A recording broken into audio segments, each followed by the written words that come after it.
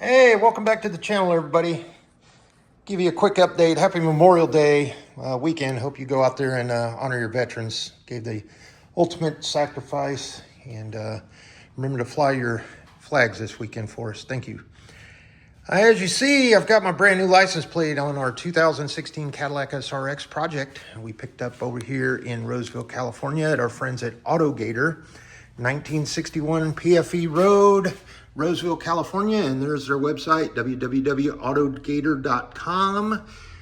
It'd be a great time to go over there and find you one of these used insurance write-off vehicles for a reasonable price, and then go through the process that I've outlined on this channel several times onto repair, replenish, revise, restore, and get them back out on their own road. And then save yourself a little bit of money with your insurance and no car payments, and just pay for gas and oil, tires and maintenance, and have a few years of freedom.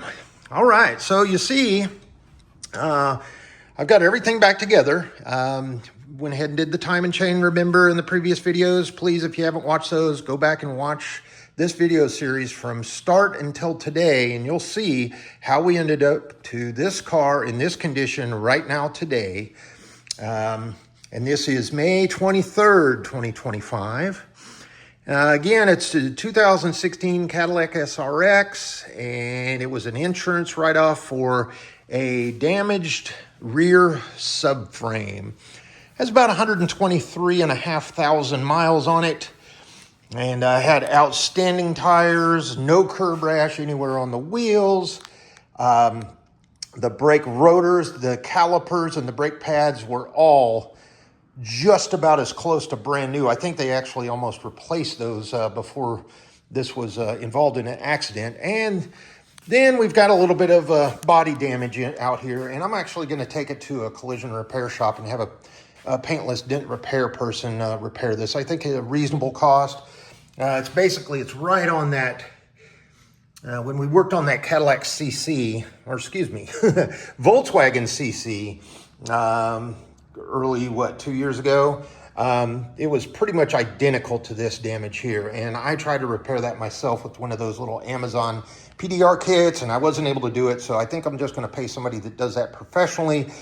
Obviously save the time. I'm not a painter. I'm not a bodywork person. I'm more of mechanically minded. So I'm gonna leave that to the pros. So if you're out there doing that for a living, or in your hobby, or in your part-time, congratulations. Keep doing it, because you have a skill that I myself can't do.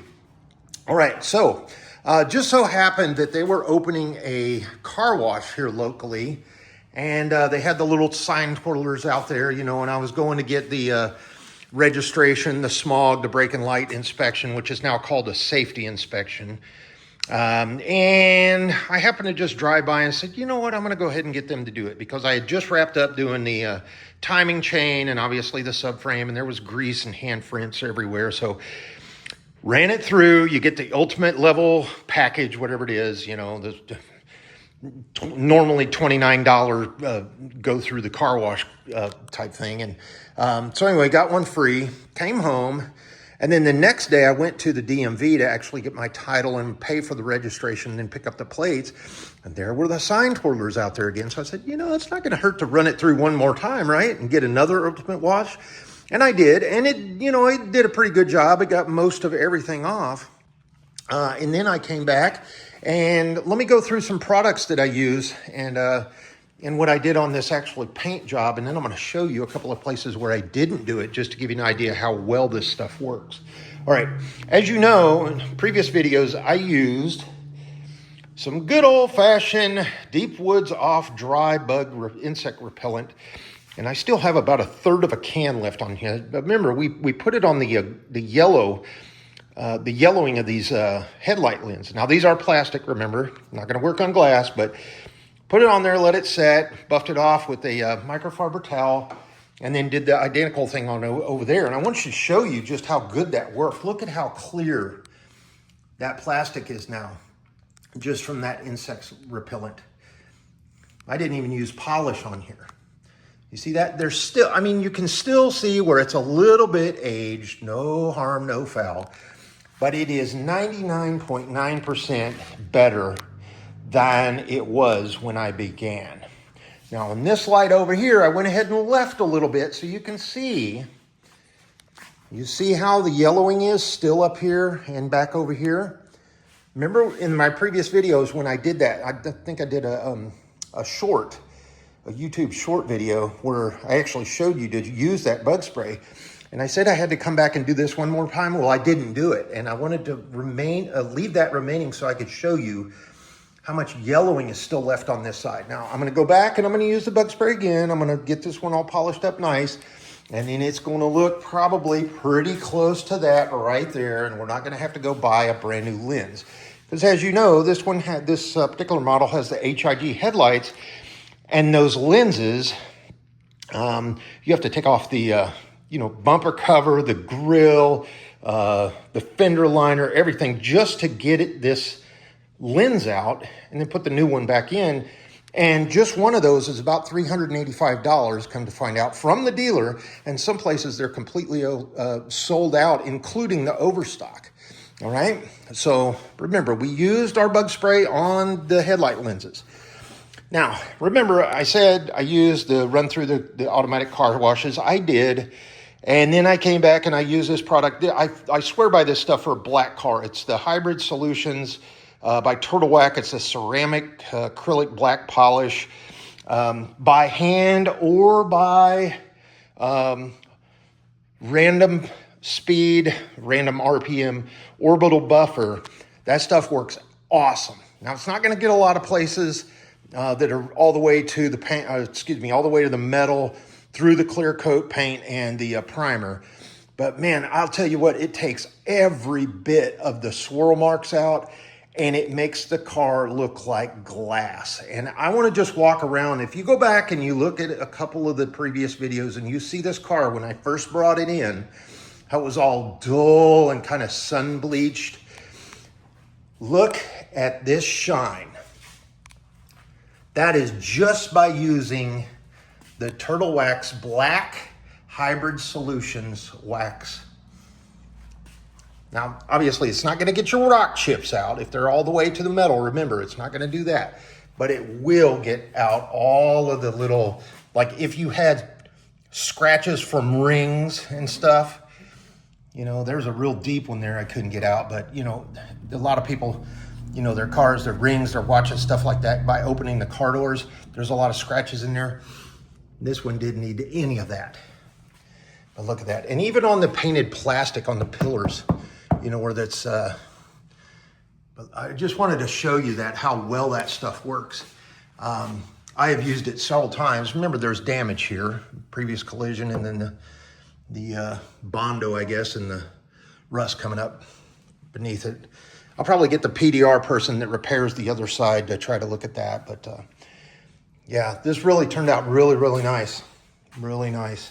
Really did. The good thing about this wax too or this polish is it's got the ceramic polymers already in it, and this stuff smells good. It doesn't have that kind of, you know what I'm talking about, that metallic kind of, you can almost taste it in the air flavor. And since it is made for a black car, it's not going to dry like your normal or, carnauba wax and turn into a bunch of white crud. Like, see, I've got fingerprints all over this can. Well, when this stuff, you guys know, whenever it dries, it turns white. And it almost looks like you have a bunch of toothpaste crammed in all your body seams, right? You know what I'm talking about. You get this stuff, even in the rubber seals in your seams. So the reason I swear by that Turtle Wax black polish is it's made for black cars, and check it out. Whoops. Let's just squirt a little bit out here and I'll clean this up here. Look here. It's black. So when it dries, guess what? It's black. All right. So there you go. See? I'll clean that up a little later. Hopefully it's not on my hands. But there's some dye in it. And, I personally think that actually helps not only polish and buff and protect and bring out the absolute fabulous luster in your paint, but I think that dye in there actually helps to bring out the luster. All right. Next thing is, everywhere where you have vinyl and rubber and plastic on the car, you know, not so much in the engine bay. I did it on the beauty cover. I did it here, and I used some here. I actually went so far to use it on the fender liners in here, because those are also kind of that press. And then you've got your rock kick guards down here. A lot of the cars now, they have these, you know, little fiberglass or rubber molded plastic rock chip guards here and here and here and all down the body lines. And then don't forget back here, on, I think this is called the valance, or the rear valance pond, to help, you know, shield your bumper under there. Remember, this is painted plastic, and then you've got your kind of rubber vinyl back there. And a lot of places, or a lot of times, that stuff gets sun bleached out. And the product my favorite is this Chemical Guys, straight out of Amazon. I think you can get it at Advanced Auto Parts, O'Reilly's, and Amazon now. Or AutoZone, yeah. But it's called VRP, and it's vinyl rubber plastic protectant. Remember whenever we did the Volkswagen CC project, and I smeared some on the inside vinyl door, and I went, oh no, I'm gonna have to get that off. But then I went back and I said, wait a minute, this is made for vinyl and plastic. And I rubbed it, and it almost made that stuff look new. Well, guess what? Here again is another example of a fully successful project using this stuff on the vinyl and the rubber and the plastic. And I used it on the outside of the wheels, or excuse me, the tires. And like I said, I went ahead and did the fender wells, you know, the fender liners up in there. And that turned out really, really good. Obviously, I did that after I went through the car wash, and I didn't have a bunch of mud or dirt or anything up there. Otherwise, you're just going to smear that stuff in, and it's still going to be gray and white and whatever. Now, after I have done this, the polish and the VRP, I go ahead and let it cure, in my opinion, for a couple of days, and then I'll come back and I'll use this just right off of Amazon. You get 2 of these spray bottles, and I think this one, what is this? 12.5, I think I can read that. Let's see here. 12 fluid ounces. Cerakote Rapid Ceramic Paint Sealant. It's basically, you spray this stuff on, let it set for a couple of minutes, and you take a microfiber towel and you wipe it off and buff it, let it set, and then you come back and you buff it with another clean microfiber towel, and then it's going to cure about overnight, like about 8 hours. And then I'm going to tell you what, after I do that, once this polish has cured, in my opinion, I'm going to go back and I'm going to spray that ceramic coating on here, and I'm going to show you how much more of a pop we can get out of this black paint. And this is just sitting in the garage under the fluorescent LED lights, and we'll go from there, okay? Now, remember when I first started talking, I said I left a couple of places so you can see the before and the after. So before, right, bug spray, still got to come back and do this on the light lens. But I left a couple of spots where you can see the hairline scratches in the paint. Do you see this right here? Hopefully it's getting it on the camera. And then right here, right behind the headlight, there's one. So I didn't do from basically right here forward on this little oval area with these little rock chips and stuff like that. So what I'm gonna do is I'm gonna come back and I'm gonna zap you another video after I use the Turtle Wax Hybrid Solutions black acrylic ceramic polish right here on this little area. And I'm gonna show you how easy it is to get that hairline scratches and all of these little minor chips out. You see, I'm zooming in so you can see right here on this front corner panel. Now let's come over here on the side that I actually did. Now, remember, when we picked this up from the AutoGator, this all looked the same, so I haven't done anything except for doing the polish. So let's zoom in on this side. You see that? Still little rock chips. And then you'll see where I did do it right there.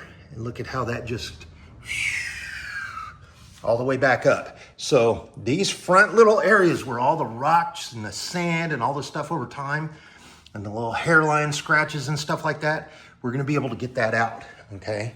So I'm gonna come on back and I'm gonna show you the driver's side here. A couple of places where I couldn't get it out, and that's gonna require touch-up paint. And I've got a little nick here, you know, and some touch-up paint that we're gonna have to do on the edges of the doors. But again, this is a 9-year-old car, okay? 9 years old, and it's paid in cash. It's been repaired. It's got a new timing chain, okay, which on these 3.6 liter General Motors engine, you basically have two issues: the timing chain and the positive crankcase ventilation system, okay, your PCV system. You update, you maintain that, and you replace it and repair it when you need. And if I can do it, you guys can do it, because the timing chain in this car was one of the easiest I have ever done in my life on any car. The only thing that I think would be somewhat easier would be on like a Ford F-150 or a Chevrolet Silverado truck or GMC, right? Like your Denali's or something like that, or maybe even an Escalade.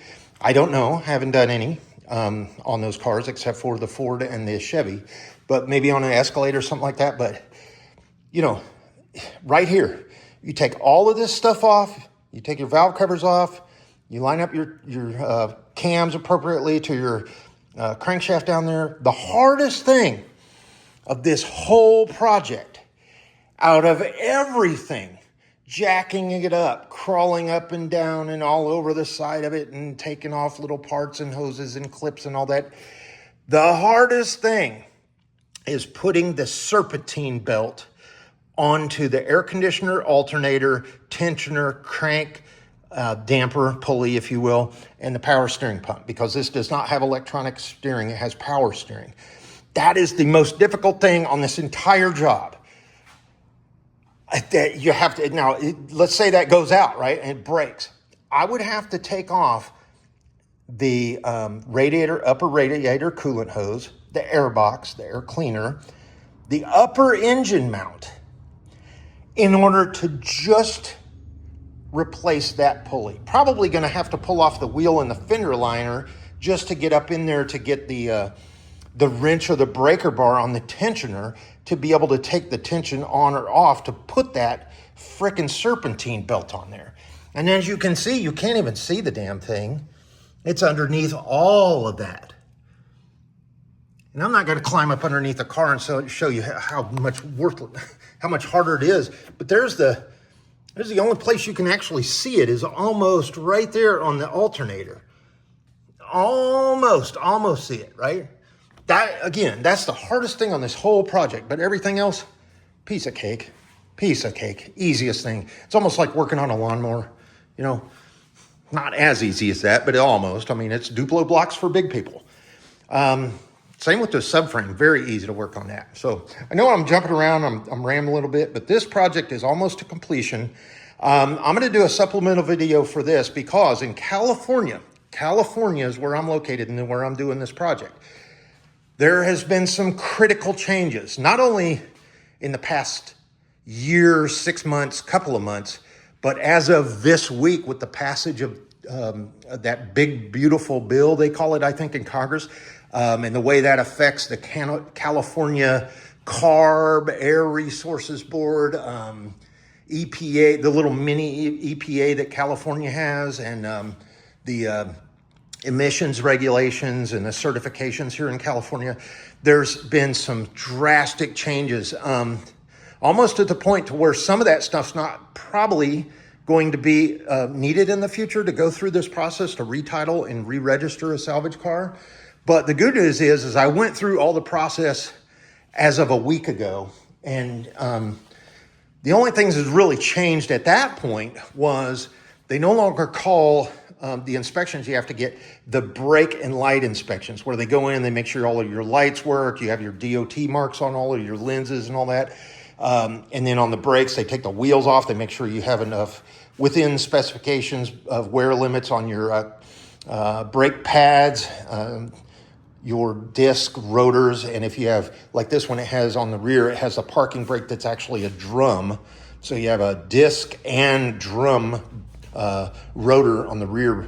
And they check all those specifications, make sure, it's within wear limits, and then they sign off on it. And then the other thing was they had to, obviously the CO2 emissions regulations. So they hook it up to the OBT2 port inside the little kick well there under your dash, and make sure with everything on, the heater, the air conditioner, radio, fan, windshield wipers, full load, make sure the emissions are within California regulation requirements or limits. And then look at here, we got our brand new title and all of our paperwork right here. We got certification, we got insurance, we got license, we got a year registration sticker on this baby, so she's ready to go. And then I'm going to do another supplemental video because one of these keys from Cadillac is nearly $500 to buy one and have it programmed. But if you've seen floating around out there on YouTube, you can purchase one of these keys off of eBay. Obviously it's not going to be the little emergency key here. Let me take it apart so you can see. This right here is not going to be engraved or, made for your car. It's just going to be a key blank. So all this wouldn't have been grooved. And you'll get one of these keys, your smart proximity key, for roughly about 35 to 40, well, let's say between $30 and $50 as of today. And then you go through the process of following on, and I'm not going to do it on my channel, but there's several other videos that show you actually how to program a proximity key for these Cadillacs. And it is one of the most easiest things in the world. Remember, whenever we did that Volvo S60 T5, about a year ago, 8 months ago, we actually had to take that entire car to the dealer, and just to get one key, it was nearly $985 just to get a spare key for that car. Why did you do it? Well, because every time you go to sell a car, you want to have two keys on the open market. Not whenever you're dealing with salvage auctions, or if you're buying from a wholesaler or a reputable salvage yard like I am at AutoGator over here. But you're definitely going to need another key. Just as a backup, if you're going to keep it for a driver car, what are you going to do? Call a locksmith? And then they're going to find out, oh no, this is a proximity key. And then they put it up on the record. They take to, in this case, a Volvo dealer, and they've got to program the thing, and you got to buy a whole new key. Well, have that extra one somewhere handy. Anyway, long story short, yeah, this is one of the cheapest things. It goes back to, if you were to take the proximity and all the electronics out of this thing, and remember back in the day, some of us old schoolers know, you could just go down there and get you a key cut at your, local hardware store or what have you, a local locksmith, and it would fit in your ignition and your doors, and you probably had a spare one that you needed for the trunk, or maybe you need one for the ignition and one for the doors, so two keys there. But, for like around $10, you could get that. So it's kind of like that, but now you got the electronics issue. So long story short, it takes you about an hour to program one key. And then once you're in the program part of it, you basically, it'll ask you, do you want to do remote number 1, 2, 3, and so forth. So you can program, I think it's up to like 5 or 6 keys on these cars. Don't quote me on that, but so there's where we are on the key. We've got all the paint cleaned up. We've got our brand new oil. It's got one of the bigger, thicker, longer Wicks oil filters, as you see right here. So I didn't go with the stock AC Delta. I got the one that's, I think, these Wicks ones are about another inch and a half thick. So you get, in my opinion, better filtration, more filtration area. And then the K&N filter, you can see the orange right here. And brand new filter there. And then obviously I flushed the brake fluid, and then I had to replace the engine coolant. What is it, 200,000 mile HOAT orange GM Dex Cool stuff, just because we did our timing chain. And obviously when you take that cover off, make a mess all over everything. But that also cools your transmission, and it goes through your transmission cooler. So flush that. And brand new oil. We use the Mobil One, fully synthetic, and that's our first run through. And then I'll go back and I'll use some, I think I still have some of this. Let me do another product shout out if I still have some. I don't, but I do have some of this stuff, and seafoam, obviously, you know, that's been around for what, 75 years or whatever. You can use that as an engine oil flush as well, but I like to use that Motul engine flush in a can. Dump that in, you know, run the engine, get it up to operating, dump it in there, run it for like 10 minutes at idle, and then turn it off, let it set, and it'll get all of the gunk off your valves and your guides and all that kind of stuff, and your you know, upper valve train is especially where that's useful. And then you drain your oil, and it'll come out of there black as coffee. And then you basically run some oil back there. Now, I'm seeing on YouTube some of these folks out there with these VVTs and the adjustable valves and some of the displacement on demand engines. They're filling up their engines with oil, but they're doing 1 quart short, and then they're putting 1 quart of ATF, automatic transmission fluid, in their engines, and claiming that that is doing a fabulous job to help clean and condition and get all the crud out of your variable valve timing solenoids and your displacement on demand, or what, you know, alternative fuel management systems, or AFMs or AFDs, whatever they're called. You know, where they shut off a couple of cylinders out of your V8, V6s, and sometimes V4s, just to save so-called fuel and emissions. You can do that. I'm a little hesitant to do on that because the viscosity is different between the ATF. So if you're doing that and you've got good results, by all means, shoot down in the comments below and let people know about it. Here, I'm just talking about it behind the camera. I'm not doing any demonstration. It's just something interesting I've seen. It's probably been going on for years. I just happened to stumble across it, especially after the big thing that's going down with the what is it, 6.1 or 6.2 liter Chevrolet engines. Ooh, boy, full recall, loss of power, loss of engine generation. That's a scary thing. So anyway, look into that. So with that, now I'm going to wrap this up. Sorry for the longer video here, but again, this project has turned out absolutely fabulous. It is such a clean condition car. I can still smell that Estee Lauder smell in here, that outstanding perfume the previous owners used in here. Thank you, madam. I don't know what that stuff's called, but it's still lingering in here. It smells fantastic. But even after doing all the conditioning on the real leather in here on the dash and the doors and everything, and even the steering wheel, look at this. I mean, this is almost like a lease turn-in vehicle after they've used it. I mean, the only thing that kind of stood out is right over here on the windshield. There's a funky little label here. I have never heard of Fueyo. What is that? What is the brand of that windshield? So I don't think that's a Cadillac or a General Motors windshield.